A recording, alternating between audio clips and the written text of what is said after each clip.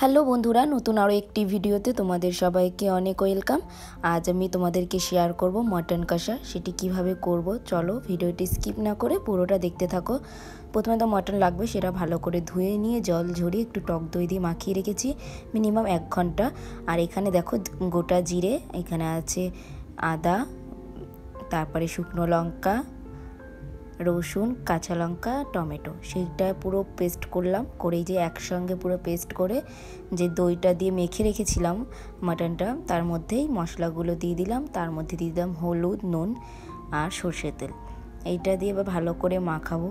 আর যত মাংসটা মেখে রাখবে তত ভালো হয়, তোমরা সবাই জানো কম বেশি। তো এটা এখন মেখে আমি আবার 1 ঘন্টার জন্য রেখে দেবো। প্রথমে টক দই দিয়ে মেখে 1 ঘন্টার জন্য রেখে দিয়েছিলাম, তারপরে মশলা দিয়ে আবার 1 ঘন্টার জন্য রেখে দিচ্ছি। দেখো মাখা হয়ে গেছে, এটা ঢাকা দিয়ে রেখে দিচ্ছি।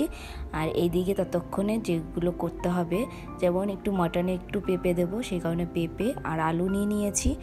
আর এখানে নিয়ে নিয়েছি পেঁয়াজ কুচি। তো এটা ততক্ষণে মাখা রয়েছে আর আমি এইদিকে এগুলো করতে থাকবো। যেমন এই যে কড়াইতে তেল দিয়ে আলুগুলো আগে ভেজে নেব, ভেজে তারপরে পেঁয়াজ টেয়াজ ভাজবো। তো চলো দেখতে থাকো ভিডিওটি।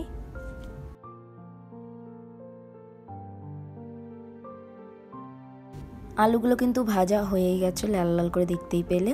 তার মধ্যে আরেকটু তেল দিয়ে নিলাম। এরপরে এই যে গোটা জিরে ফোড়ন দিচ্ছি, দারচিনি, লবঙ্গ, এলাচ, যেগুলো ফোড়নে লাগে সেগুলোই দেব, শুকনো লঙ্কা, তেজপাতা।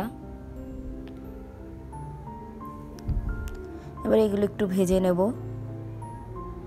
এরপরে দিয়ে দেবো পেঁয়াজ কুচি।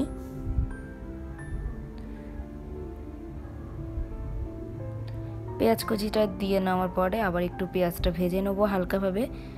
তারপরে দিয়ে দিচ্ছি কাশ্মীরি লঙ্কার গুঁড়ো। তো তারপরে দিয়ে দিলাম টমেটো পেস্ট, দিয়ে ভালো করে আবার মশলাটা একটু কষিয়ে নেব।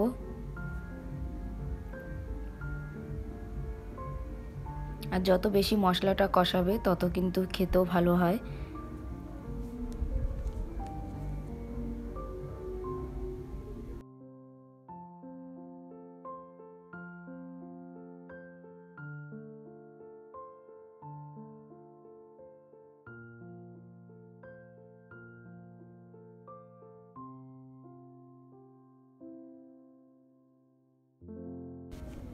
মশলাটা কিন্তু ভালোভাবে দেখতেই পাচ্ছ কষানো হয়ে গেছে। এরপরে মাটনটা দিয়ে দেবো, দিয়ে এবার ভালো করে আবার মাটনটার সাথে মশলাগুলো ভালো করে কষিয়ে নেব। আর যত বেশি কষাবে তত বেশি খেতে কিন্তু টেস্ট হবে।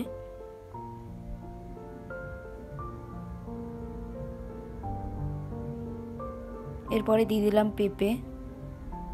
পেঁপেটা দিলে কিন্তু মাটনটা ভীষণ নরম হয়, সেই কারণে যারা পেঁপে মানে খেতে ভালোবাসো তারা অবশ্যই দিতে পারো। আমি এখানে পেঁপে আলু দুটোই দিয়েছি, দেখতেই পাচ্ছ বেশ মাখা মাখা হয়ে গেছে।